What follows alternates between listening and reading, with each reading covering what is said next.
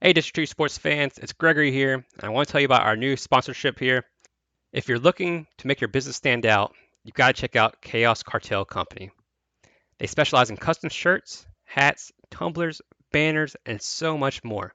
And the best part, there's no minimum order, and their pricing is amazing. I should know because we have a few shirts from them. Whether you're a small business or just looking to get some cool merch, Chaos Cartel Company is here to help.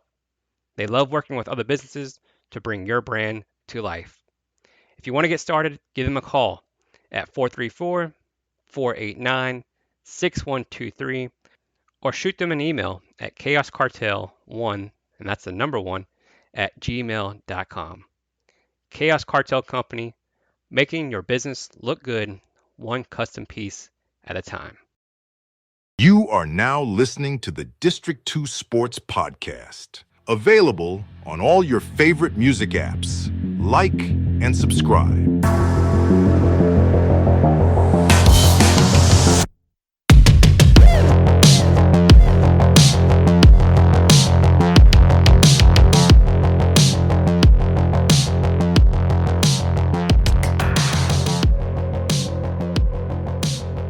All right, so District 2 Sports Podcast, and back again with another basketball episode. And we have a special guest with us tonight, the newly appointed Martinsville Bulldogs boys basketball coach, Coach Gary Hall. Coach, how are you doing today? I'm doing well, thank you. It's a pleasure to be here. Coach, I know you just got the job just this week, but how have things settled in so far and getting the job, and have you already talked to the guys about getting up there? So, so things are going well. It's an exciting time. Unfortunately, we're just coming to the conclusion of a dead period with VHSL. So the first time that I'll get to meet my players will be on Monday. So Sunday night for me will be like Christmas Eve. I won't get much sleep. I'll be thinking about what my conversation is going to be, what my little speech is going to be, what I should wear. So I'm going to be like I said, I'm going to be like a young kid on Christmas Eve. Well, I do want to give the fans and maybe the Martinsville fans as well a little brief history on you. You have over 530 wins, I think 539 to be exact. Been to the 3A state championship back there in 2006 with Scotty Reynolds, but you kind of been, like you mentioned already, in Texas. You've been in some other places, South Meck, I think they're in Charlotte, North Carolina as well. But if you just give a little brief history on your coaching background. Sure. Unlike a lot of people that you may have spoken to, I didn't grow up wanting to be a coach, and I didn't grow up, with a lifelong passion of being a coach. For me, as I mentioned in a print article, education wasn't really a priority in my house. I grew up in a home where my mom and dad, neither one of them graduated from high school, and my dad was a construction worker. My mom was the manager, the resident manager of the apartments that we lived in growing up. So I loved basketball, but I was a baseball player, and I was a pretty good baseball player.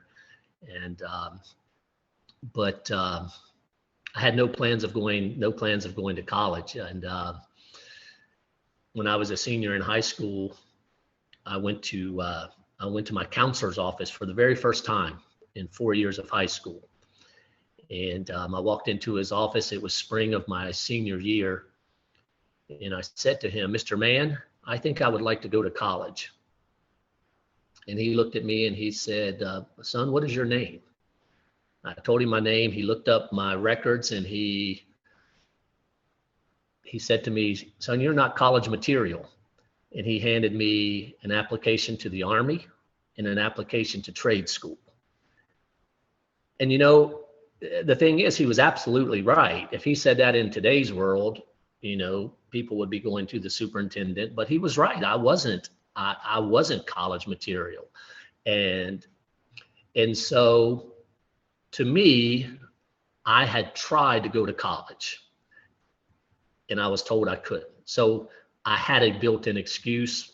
And so I did what I thought I was going to do. I started working construction with my dad. And I came home one day and the phone rang, and it was the baseball coach from Chowan Junior College in Murfreesboro, North Carolina. And he said, I understand you're a pretty good baseball player. One of my former players lives in your hometown. And he said, you're not going to school. We have a scholarship that came open, and the scholarship is yours sight unseen. The only problem is class started last week. You have to be at school tomorrow. If he would have told me to think about it, I would not have done it. But he caught me off guard, and I really didn't know what to say, so I said, okay. And I wrote the directions down on a brown paper bag, a lunch bag, and the next day I was going to college. That night, when I told my dad I was going to college, he and I got into a huge altercation because he didn't understand college, and all that meant to him was I didn't want to work. And so the next day I drove to college, and I loved it. And what I found out is I really, really enjoyed learning. And all of a sudden I knew I had some direction, and I knew what I wanted to do in my life. Because a lot of people chose to be coaches because they had great coaches. I chose to be a coach because I'd never had a great coach. And I wanted to be the type of teacher and coach that I needed when I was a young person. So I played baseball at Chowan my freshman year, and I was a pretty good pitcher, but then I tore the rotator cuff in my shoulder. So baseball career was over. So I came back home to Northern Virginia, and I was playing adult league softball. And one of my friends on the adult league softball team was the freshman basketball coach at South Lakes High School. So I was a student at George Mason. I would go to South Lakes High School to play pickup games to stay in shape. The night before basketball season started, I got a call from the varsity coach, Wendell Bird, and he said, hey, Gary, I need a favor.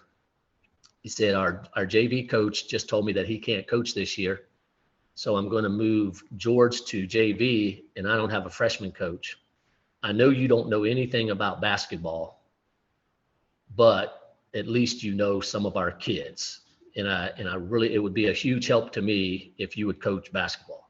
So I became the freshman basketball coach at South Lakes High School, and I just loved it. People ask me all the time, I'm like, how'd you end up coaching basketball? Why? We always thought you were going to be a baseball coach, but I'm like, baseball, first of all, the weather in Northern Virginia is too bad.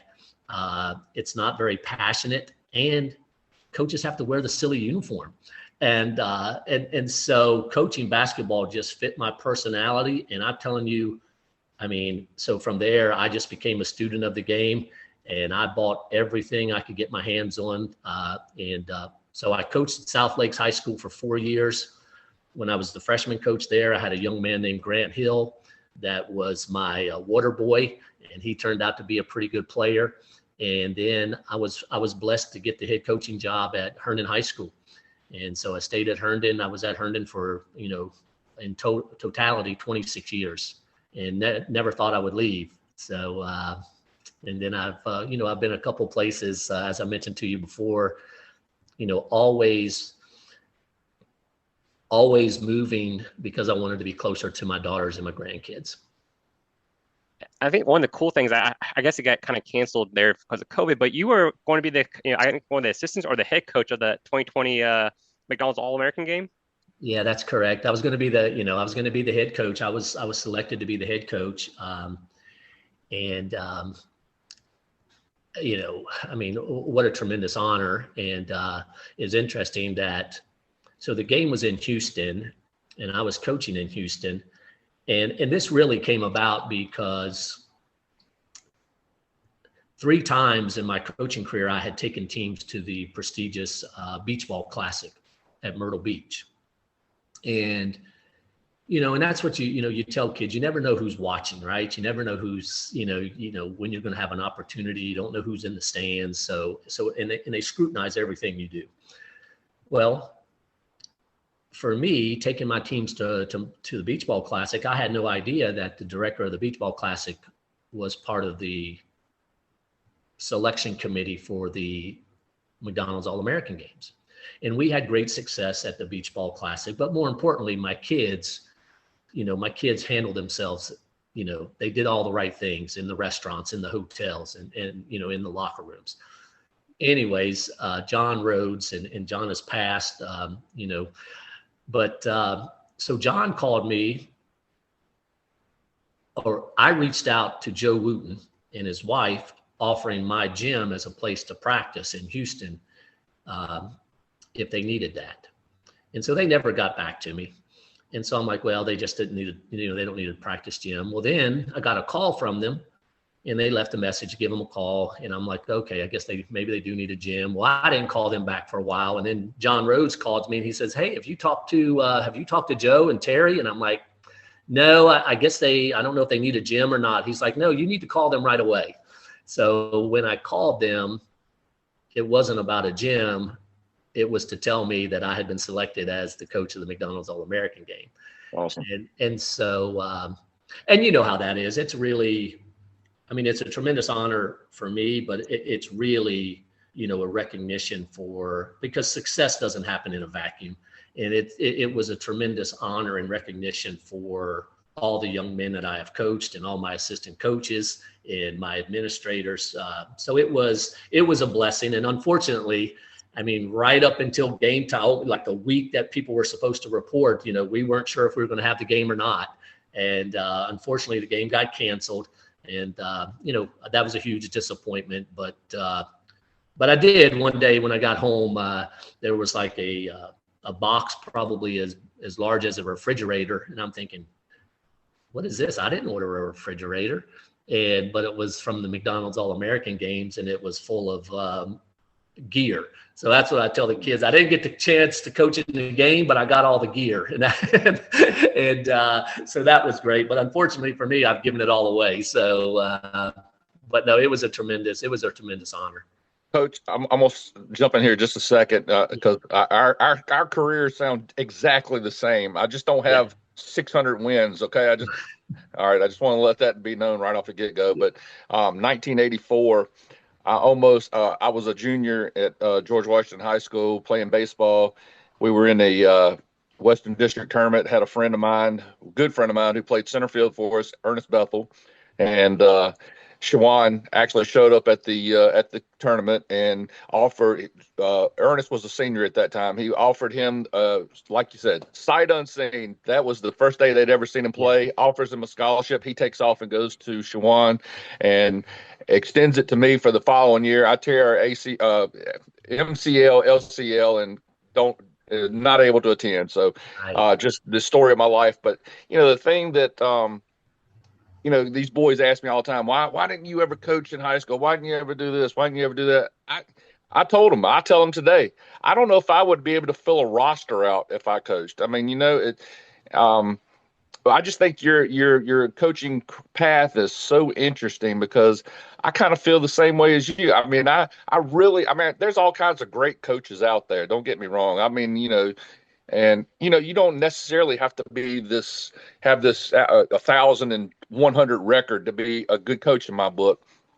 But I think about people like, Bobby Knight when he was alive, and, that guy wanted to win so bad that, when they ever asked him about a loss, did your team learn anything from loss? His quote was, you never learn anything from a loss. You hear that all the time, but, I also go back to probably my favorite athlete of all time, certainly my most favorite Carolina player of all time, Michael Jordan. And, the thing that he always wants people to understand and to know about his life. And, they think because in my book, he's the greatest basketball player to ever live, that, hey, that's the way he was born. That's the way he was, this was his talent and this. But the thing he preaches to everyone is that he loved Dean Smith. That was basically his mentor. And the other thing he preaches is that if he had to tell anybody that they wanted to know something about him, he is teachable. And, he was willing to take bits and pieces from everybody and learn something. So long question, I get it. But is that something, you have your own style, but have you been able to take bits and pieces from other folks that you've run Oh, into, maybe played with, yeah. and Uh, apply them? I think that's to be a successful coach, just like what Michael Jordan said, you have to be coachable, and you have to be willing to learn, right? And to go back on what you said earlier, it's important to, as you said, like, you want coaches to be recognized, and unfortunately we get recognized by success, whether we're successful or not, by wins and losses.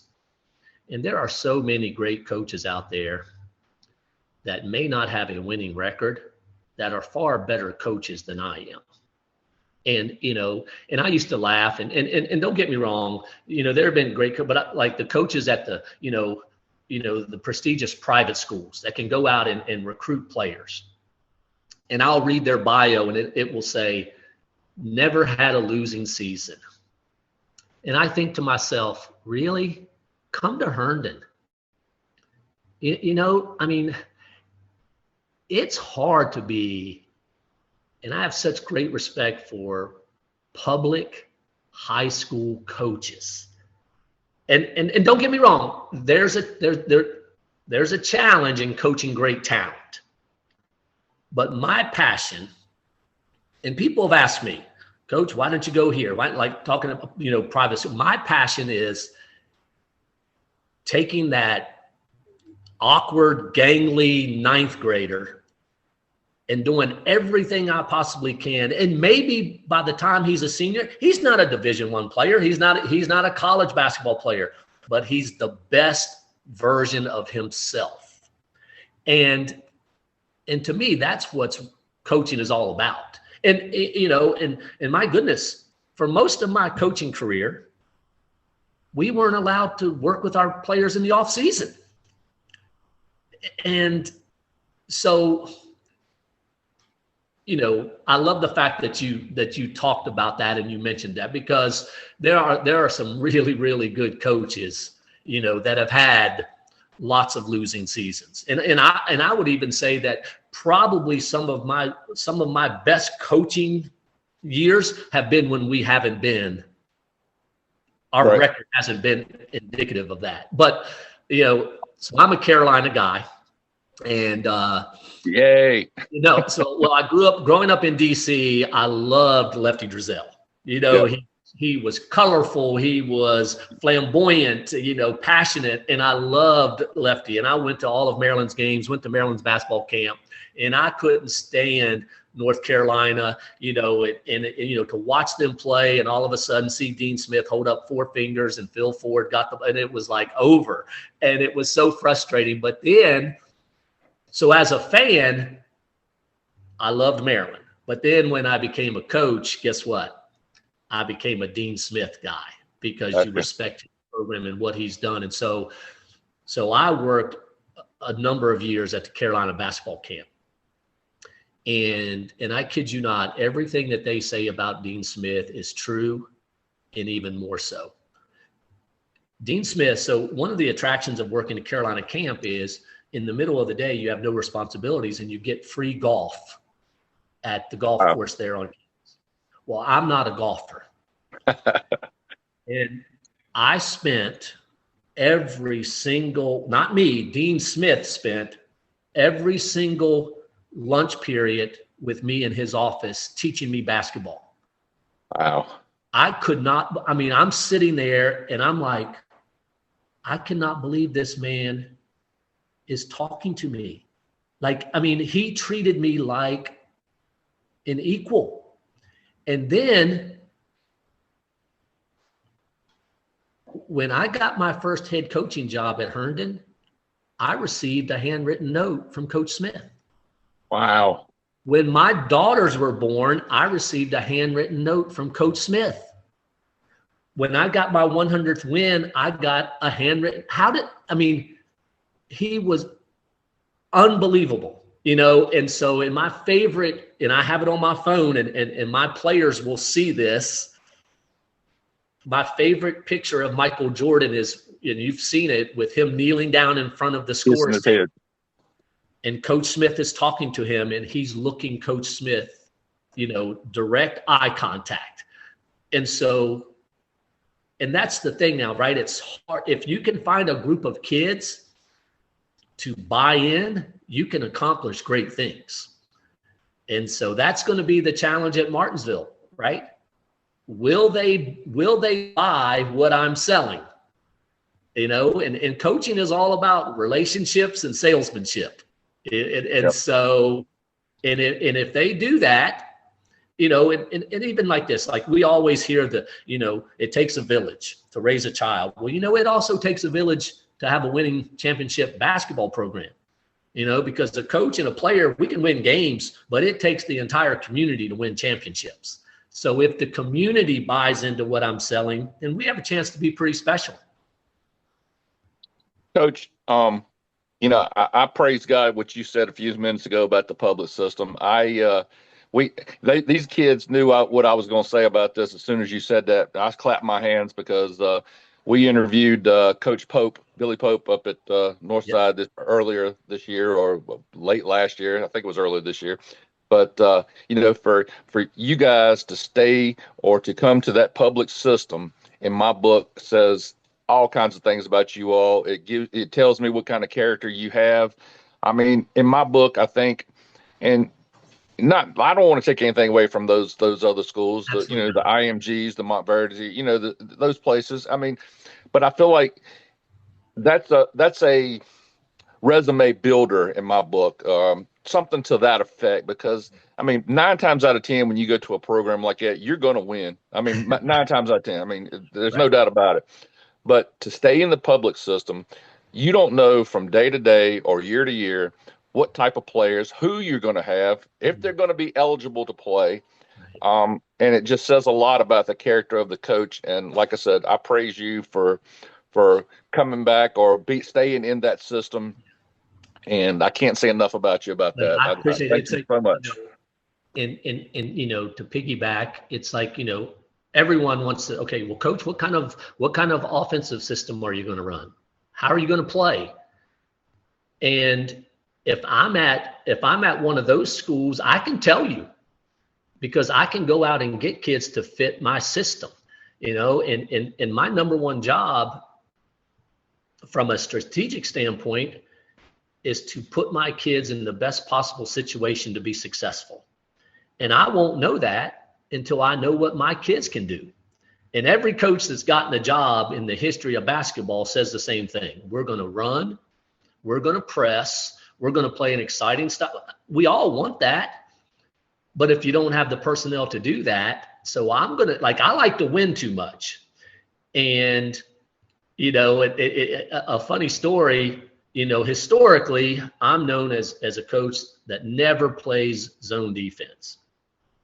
But we were at a basketball tournament once, and my best friend, his team was at the same tournament. And if we both won our first round games, we would meet in the second round. Well, he played before us, and he had a big lead. The other team went 2-3 zone, and his team struggled, and they eked out a win in overtime, and we won our game. That night, we went out to dinner, and he said, well, the good thing is I don't have to worry about you playing zone tomorrow because you just don't play zone. So the next morning, I got the kids up early. We went in the ballroom, and I put in a 2-3 zone. And we played 2-3 zone, and I kid you not, we played 32 minutes of 2-3 zone that game. That's probably more zone than I've played in my entire lifetime of coaching. And we held them to 27 points. And it was like, it took a couple months for him to ever speak to me again. But I'm going to do whatever I have to do to win. With that said, I believe, because so often, like, that's a mistake that high school coaches make, is they try to make kids fit their style of play. And, we just can't do that.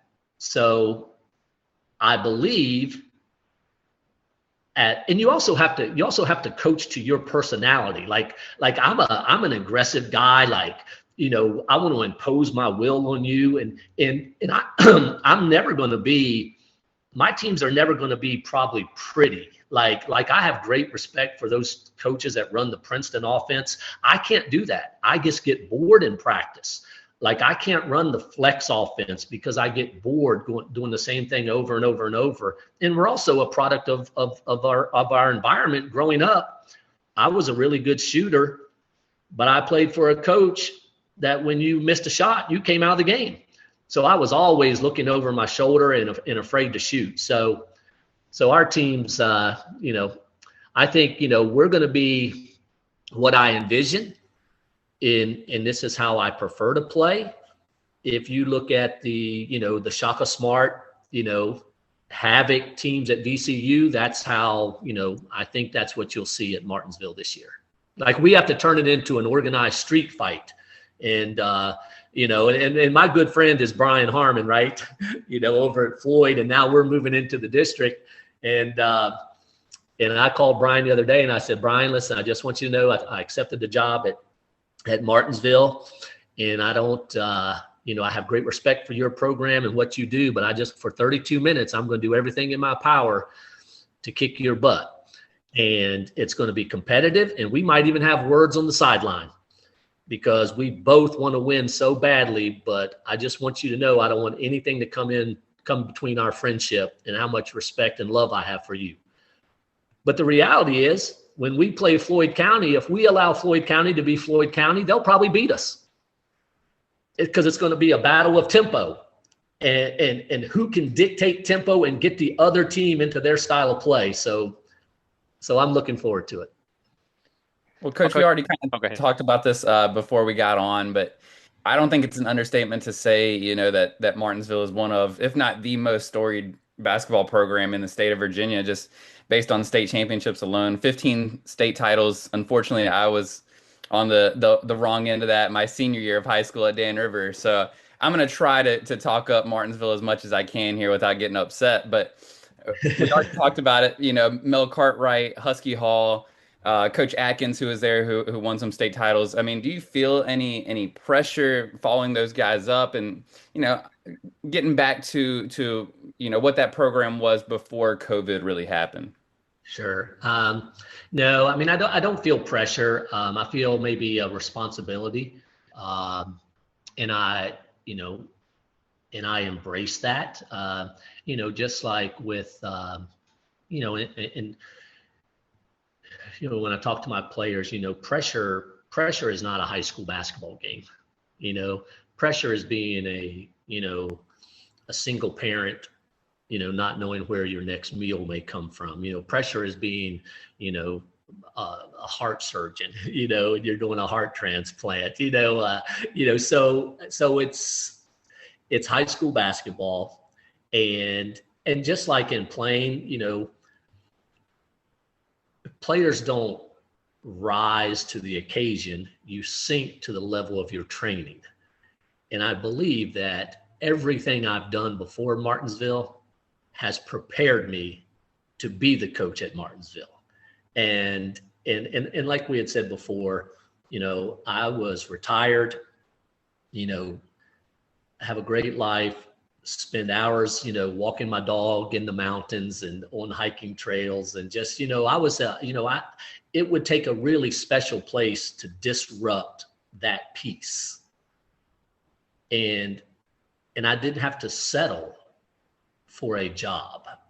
I chose Martinsville, and Martinsville is that special place.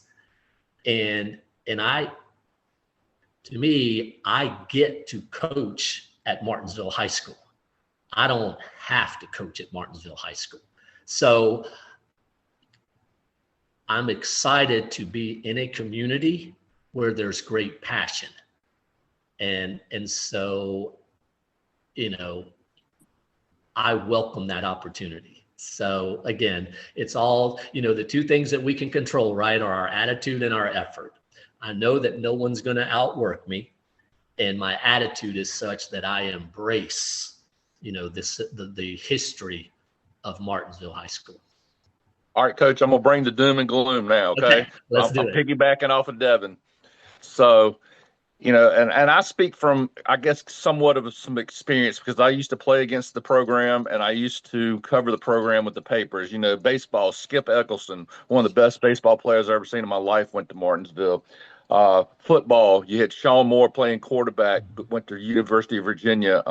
Nicky Fisher, running back, went to UVA. I mean, historic football program and used to winning. Same thing for baseball back in the day.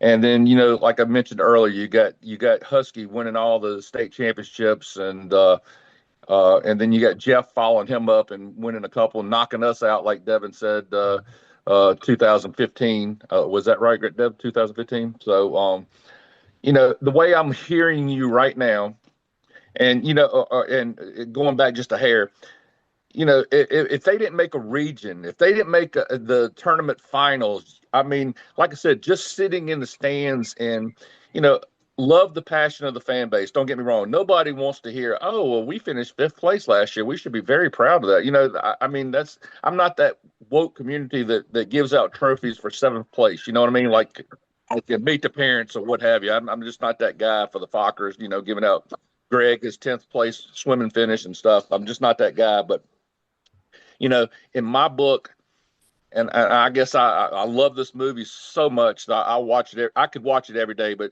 it appears to me that somewhat you're going to have to take on the role of Gene Hackman in Hoosiers and take your little black book with you to the court every day and kind of remind fans of who is the coach here. And I think it's like I said, it happens more in the public system where you see this, where you got to find that fine line to dance along the sideline and somewhat produce a winner at some point in time. So I guess, I mean, do you have that thick skin? I know I asked some long questions, but are you ready? Are you prepared for that? That's not a long question. And to coach for 40 years, you have to have a thick skin, right? And now, don't get me wrong. Criticism hurts. I'm human and I have feelings, and and it's sort of like when you're young and your mom said don't touch that stove, it's hot, and like, I know I shouldn't be reading all the comments on Facebook, but I read things. I can't help it. And I've read something, where it's something like, well, he didn't do this, and I want to respond. So that's just human nature, right? But absolutely. And here's the thing, like, the job was open. Right? And everyone had the ability to apply for the job. And no one did. And so I get that. And it's sort of like what Nick Saban said, right? If you want to be popular, sell ice cream. Don't go into coaching. So I understand. I mean, you can win a state championship. There are still going to be people unhappy and criticize you. And as a basketball coach, it lends itself to that even more for some reason. Part of it is because it's one of the only sports where we cut. So at Herndon High School, we would have 75 to 80 kids try out for freshman basketball. And we would keep 15. So already 70 families don't like me. And that just accumulates year after year after year. And, so I understand that. But I also understand that, their parents, and they just love their babies. And I think what they will find, and what has happened in the past, is I'm going to put their kids first. I'm going to do everything I possibly can to help their kids be successful. I'm not a person, and here's the thing in today's basketball world, there's too many people that tell our kids what they want to hear, not what they need to hear. So, Amen. Right? And so Amen. The truth sounds like hate to those people who hate the truth. And so I'm not going to be an enabler. Like I will do, and I've told my kids this for years, I will do everything for my kids except lie. So, because that's my reputation and credibility. If a college coach comes to me, I'm going to tell them the truth. Because if I don't tell the truth and you end up going to that school and things don't work out, they'll never recruit another one of my players. So I have a responsibility. But an example, maybe, so at Herndon, I had a young man that, some people may have deemed as having an attitude, overbearing parents. And I opened the gym for that young man every single day at 6 o'clock in the morning. And my assistants were like, Coach, they've talked bad about you, like, why? And I'm like, well, first of all, I would do it for any of my kids, but now I have him. He's going to be a better player, but the parents can say something about me, but they can't question how much I care and the love I have for their son. They may talk about me, but I open the gym for them every single day at 6 o'clock in the morning. And also what happens then is you develop a trust factor with the player. So now all of a sudden, maybe the player trusts me more than he listens to what his mom and dad might be saying, right? And so that's a huge thing. But I understand it. And you know what? I'm okay. Like, I'm not a coach. Like, I'm gonna tell the parents the truth, my truth. And what they choose to do with that, I treat everybody with respect. I treat everybody with dignity. And I don't have a problem talking about, some coaches are like, I don't talk to parents. Like, I'll talk to parents. Like, I have no problem. But I'm going to tell you, and really, let's face it, why isn't a kid playing? The only reason a kid is not playing is because he can't help me win. That's the bottom line, right? Do you really think, as much as I want to win, do you think if I think your son can help me win games that I would keep him on the bench? Exactly. It makes no sense. So it's always going to be the same answer. Coach, why isn't my son playing? He can't help me win. It's like perfect. It's a perfect answer. It's the only answer, right? Like, coaches we can all come up with stuff. Well, he needs to work on this. No, he can't. For that game, I didn't think he could help me win. And there's no one at Martinsville in that community that wants to win more than me. If we don't win a state championship at Martinsville, I'm going to be disappointed. They don't have to tell me. They don't have to be like, I'm going to be disappointed in myself. And every year that I've coached, my goal is to win a state championship. No matter where I've coached, I don't understand the thinking of, well, we want to make the playoffs. Like, I want to win a state championship. And so that's my goal also. I'll be, they asked me in the interview, Coach, if you're the coach at Martinsville High School, where do you see yourself 3 years from now? And I said, on the top rung of the ladder. And why else am I doing this? I'm not going anyplace else. I'm not using it as a stepping stone. I don't want anything from the kids. I want everything for the kids. And my goal is to win a state championship. Coach, I got a proposal for you. What's that? All right. So, and has the schedule been made as of yet for the upcoming year? Have you got? So my understanding is the schedule I believe, and so I'll get together with Tommy on Monday to confirm, but my understanding is we have 2 games that we are able to pick up. Okay. So do you know your first home game as of yet?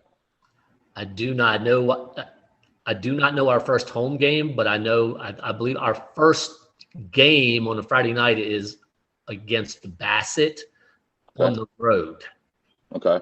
So, and that's one of the things, like, I really, really want my first game as coach at Martinsville to be a home game. Okay. So this is what I propose. And I know Devin lives in Lynchburg. It might be a little tough. He might be able to make it by game time, but this is my proposal. I want, if you are willing and able, I would love to follow you the day of your first home game at Martinsville. You know, I understand from a little birdie that there might be a coffee shop somewhere around Martinsville that somebody owns. There's a pretty good coffee shop in Martinsville, which like I would move to Martinsville just for that coffee shop. So maybe, you know, we get a little bit of all access of the morning of or something to that effect, and have a little talk at the coffee shop. Maybe follow you around, you know, the day and get a little video, and then maybe have a, you know, show up at the game for this, and then have a little interview afterwards if you'd be willing and able to do something like that. Absolutely. You know, the thing that like, you know, for me, I'm a pretty simple guy and I'm pretty transparent. And so I would absolutely love that. And I would welcome that. And, you know, I think it would be great for our players. And I wouldn't be, like, you would not be, you know, infringing or, like, I'm going to be me no matter if you're there or not. Absolutely. And so I'm a coach that, you know, I've always had young kids in the locker rooms. Like, I like, you know, I want, you know, ball boys and, you know, kids at practice. And, you know, so my practices, you know, I love to have young kids there watching practice. So no, it would be a privilege and an honor for me to have you do that. I think it would be fun. I think that would give a lot of, you know, a little bit of all access to it. And I think that would be, you know, that would be special. Ground zero would be perfect. You know, we went up to, and these boys gave me a little bit of a hard time because we have a poll during the year for basketball, and I was not willing to budge off of GW being number 1 in the state or in our District 2 sports podcast poll. Sure. So I had them number 1 behind Northside, and all they did was jump on me. So me and Devin decided to go to the Northside GW game, and you know, at the end of the night, I was interviewing Billy on the court after the game, and by the next podcast, GW had been basically knocked out of the top 10 on my poll because they lost by about 35 points. It was true devastation in my book. But no, I just, you know, it would be fun to do something like that. If you ever get time to look at some of the podcasts, we did a live interview with Coach Pope, and it was kind of fun after the game. I watched. I was going to say, like, you know, I try to, you know, I always try to be prepared. So last night and yesterday, I watched a bunch of podcasts, and then I started to get nervous. I'm like, whoa, they got really great guests on here. I'm not sure I belong in that company, but no, absolutely. We should have warned you, Coach. We should have warned you a long time ago. We are low budget, and Gregory is Ernie Johnson. Gregory's Ernie Johnson. I was coming on no matter what, because even if I had to call you for no other reason, just to get Steve Myers off my back. He delivers, though. You know, Steve delivers. Oh, he's the best. I love him. And I got it mixed up. Gregory is Bob Costas and Devin's Ernie Johnson, and I take the place of Shaq and Barkley. So you know, I add the color to the commentary. Well, hey, just an FYI, one of my former assistant coaches is a gentleman named Scooter Vertino, and Scooter produces. Oh, really? Oh, shit. Yes, absolutely. So it's awesome. So, you know, so there's a great connection there. I might have to hook you up with Scooter and he can produce your show. And absolutely. National. Well, Coach, last two for me, and first one I want to ask, you mentioned this earlier about kids on the bench or kids who can help you win. How much could Scotty Reynolds help you win? Scotty, and I can't tell you, I was talking to Robert Anderson yesterday, and I know I bored him because I was telling him a Scotty story, and we could do multiple podcasts just with me telling stories about Scotty, and I'm going to give you just a small one, but he could help you win. Like, he made me a really, really good coach, right? And that's the thing that's missing now is Scotty was so loyal. And after his sophomore year, I sat down with Scotty and his family, and I said, Scotty, you need to leave. Like, I can't help you anymore, son. And he was getting recruited by all the private schools, as you can imagine. And I'm like, there's just nothing that I can do. We don't have all Americans in practice. I can't work with you in the off season like those coaches. And he's like, Coach, I told you from day one, if you leave Herndon, I'm leaving Herndon. And if you're at Herndon, then I'm at Herndon. And so the only thing I could do to help Scotty was, that was the first year that the Northern Region allowed us to choose our non-conference games. So we played anybody, anywhere, anytime. And Scotty's senior year, we played 6 of the top 10 teams in the country. And, that was unheard of for public school like Herndon. And we actually beat one of them. But like, I knew Scotty had a chance to be a McDonald's All-American. I didn't want people to say, yeah, but look who he played. So, we played Oak Hill when they had Tywan Lawson, Michael Beasley, Nolan Smith. We played Montrose Christian with the backcourt of, Grievous Vasquez, Kevin Durant. We played everyone. But Scotty, here's a story for you. And I bet you've never heard this before. So Scotty Reynolds is a freshman at Herndon High School. And his mom and dad they're the most amazing people. And they say to me, Coach, you do what you have to do with Scotty. If he should play freshman basketball, you put him on the freshman team. You put him on JV. We don't interfere in basketball decisions. So Scotty is a freshman starting on a team that we had 2 Division I players other than Scotty. First game, we play Langley High School. Scotty scores 19 points. He misses one free throw, the only shot he missed all night. And the next morning, his mom called. And right, anytime you get a phone call from a parent after a game, it's usually not good. And so I'm like, oh, brother, here we go. It's starting already. And she said, Coach, this is Pam. She said, I was talking to Rick. That's her husband. She's like, I was talking to Rick last night after the game, and we think you played Scotty too much. Now, you tell me if you've ever heard that happen. And she said, we told you when we moved here that Scotty's going to stay at Herndon for 4 years. We stay out of basketball decisions, and we don't want you playing Scotty because you think we might get upset. And I said, Pam, I played him because he's our best player. And I'm telling you, and that's what I mean when I talk about, it takes an entire community. And so that family was so loyal. And just the other day, I talked to Scotty about the Martinsville job. And he lives in Sweden now. And his daughter is an amazing player. She's 10 years old, looks exactly like Scotty. And I said, he congratulated me. I'm like, Scotty, what am I doing? Like, I was perfectly happy in retirement. And he said, Coach, you have a gift and you have a passion.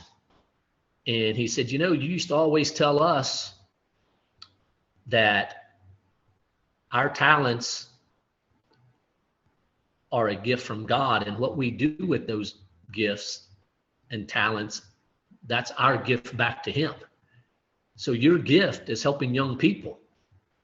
And so you need to continue with that gift and give that gift back to God. So I'm like, shut up. I don't want to hear that. But it's like, he's such an amazing kid, and but yeah, he could make any coach, but here's the thing, right? If you watch Scotty and I, because we spent so much time together, and I coached him harder than I've ever coached anyone because he thrived on that.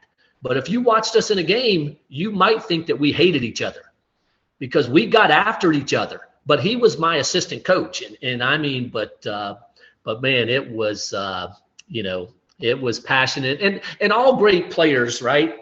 All great players want to be pushed. They don't want to be cheated, and they want to be pushed right to the edge. And ordinary players, ordinary teams, they want things to be easy. And with Scotty, he never wanted it to be easy. Coach, I know you got your own connections and stuff like that to colleges and places above, the high school level, and post-grad programs and stuff like that. But, I got to throw some props out to these two boys of mine, and they recognize talent. When we go to a game or see games, we recognize talent.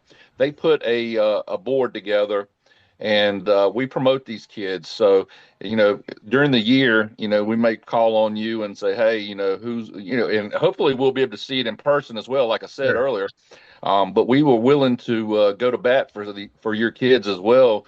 A lot of people say D3, D3. Well, we've been around the ODAC this year, and we've grown, and we've developed some really good friendships. And some of the kids that we've looked at in the past year are actually going to be or have committed to some ODAC schools, as well as UVA-wise. They might be able to throw in a couple others here. But, we're more than willing to go to bat for you and your kids and try to get them some recognition. So that's part of the reason why we do this program as well. No, that's awesome. The other thing I was going to say, if you want to throw in a little tidbit about the coffee shop, we'll make sure that we get to the coffee shop, because I'm going to need to know where that is. I'm a coffee drinker. Well, and you would absolutely love it. It's the name of the coffee shop is the Ground Floor, in Martinsville, and it was recently voted the best coffee shop in Southwest Virginia. Wow. And not just coffee. It is, they have, to me, it's my favorite lunch spot in Martinsville. They have a sandwich, the chicken and the pig, and also one Uncle Vinny, and you can't go wrong. So, and actually, one of the things that I'm going to start doing is there's a great book by the late John Feinstein called "Tell Me a Story," and Red Auerbach would meet once a month with basketball coaches at a restaurant, in a Chinese restaurant in DC, and they would just sit around and tell stories. And so we're going to start doing that in Martinsville at the coffee shop, because as you know, the great thing about Martinsville is most everyone that's played on those state championship teams are still in Martinsville. Yep. And so I'm going to start a Tell Me a Story, with the greats and the legends of Martinsville High School, and we're going to meet at the coffee shop. So I'm looking forward to that. I'll be recording. Also, hey, I love it. I know. I tell you, it's and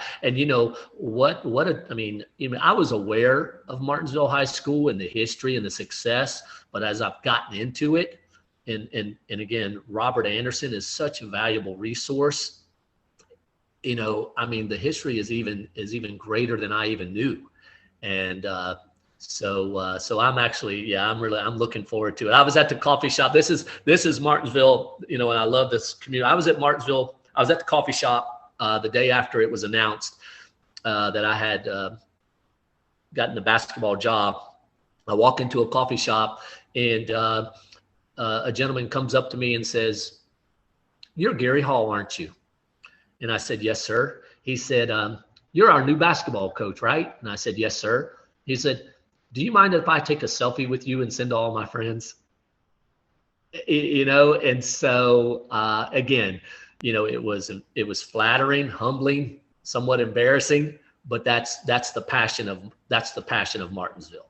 And so I'm looking forward to channeling that passion in the right direction. I know Devin's got a question, but was his next line, Let's win a state championship. So he did ask me if I was interested in going sailing, and I was like, well, I probably don't want to go after a loss. So, Coach, I just got a couple quick ones here. Putting you on the spot a little bit with this first one, all right? So, Sure. You already kind of talked about some of the talent you coached against in just your years of coaching. But if you had to say, who is the best player that you had the opportunity to coach against? Allen Iverson. There we go. Without question. You just couldn't stop him. And you put a big guy on him. He was too quick. You put a small guy. He went down and dunked on him. They threw lob passes. His passion. Everything that you saw, at Georgetown and in the NBA. But yeah, Allen Iverson was the best. Absolutely. All right, Coach. And last one. So, what does a successful season look like in your first year at Martinsville next year? Yeah, that's a great question. And here's what I would say, and this is what I always want from my teams. It may not be what Martinsville considers a success, but if my team is the toughest team on the court every single night, because the game still honors toughness, and if we can play at or near our potential every single night out, then the season was a success, right? And there, with every team, there are 3 opponents that we face, right? The opponents on our schedule, the opponents in our locker room, and the opponents in the community, outside noise. The opponents on our schedule are the ones that are easiest to identify and figure out how to beat, right? So we'll be successful if we can handle the opponent in our locker room and the outside noise. Well, okay. Awesome. Well, Coach, I just want to thank you so much for taking the time out of your busy schedule. It's 4th of July and everything. So we just want to thank you for being here today, and we wish you the best of luck next year in your first season at Martinsville. And we just want to thank you so much for your time.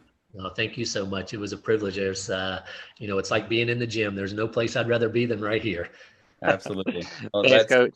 Coach Gary Hall, newly announced coach of the Martinsville Bulldogs. Thanks, Coach. Have a great day. Have a good holiday. Look forward to seeing you in the dog pound. Yes, sir. All right. Go Bulldogs.